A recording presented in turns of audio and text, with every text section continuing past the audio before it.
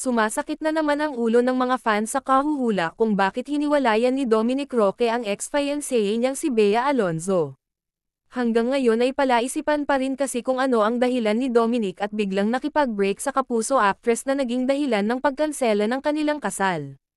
Sa panayam ng ABS-CBN, natanong ang dating aktor kung ano na talaga ang rason ng paghihiwalay nila ni Bea at kung bakit siya ang nag-initiate ng breakup tulad ng naging revelasyon ng aktres.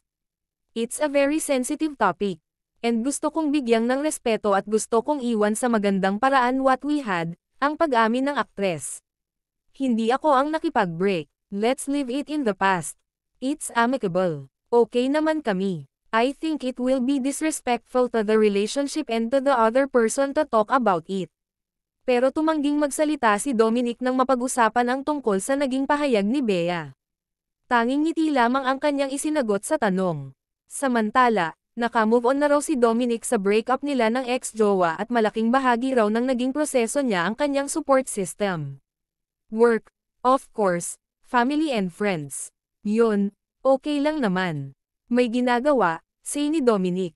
Isa raw sa mga kaibigan niya sa showbiz na nakatulong sa kanya na makapag-move on ay ang soap opera queen na si Judy Ann Santos na itinuturing na niyang parang tunay na ate. Of course family ko, Ate Juday, she has always been there for me always, all the time. She's always been supportive sa akin. Tsaka friends. And inano ko yung sarili ko sa sports, pahayag pa ni Dominic. Pero base sa isang source ni OG Diaz, ang naging dahilan ng hiwalayan ng dalawa ay hindi third party, kung hindi ang kanilang relihiyon, hindi daw nagkasundo ang dalawang panig kung saan sila ikakasal. Pero mas minabuti ni OG na may confirmation ang dalawa sa naturang dahilan.